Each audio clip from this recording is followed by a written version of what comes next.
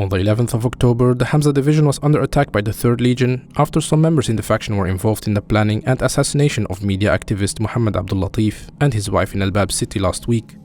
HTS sent a convoy towards Basuta after those who were accountable for the murders were arrested, and seeing the 3rd Legion still insisting on expanding their presence specifically towards Basuta, which borders Idlib and is a hotspot to smuggle drugs and people, HTS made several demands, including the unity of the revolutionary project under a single command and no interference by military factions in administrative institutions or prisons, and the establishment of a single military structure. An agreement was reached between the factions.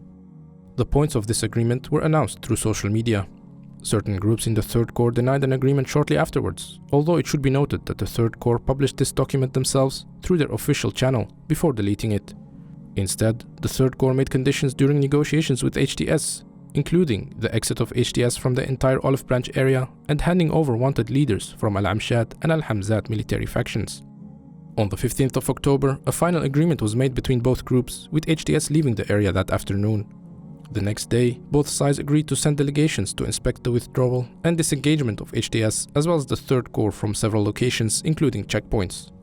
However, HTS claims that early morning on the 17th of October, groups from the 3rd Corps began mobilizing and setting up blockades to prevent HTS from entering the territories of the north.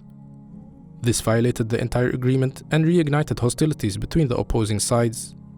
The first clashes took place around the town of Kafar Jannah, with HTS taking control of the strategic town that leads to the city of Azaz. Nevertheless, reports mention that HTS convoys are leaving the Olive Branch areas, returning back to Idlib.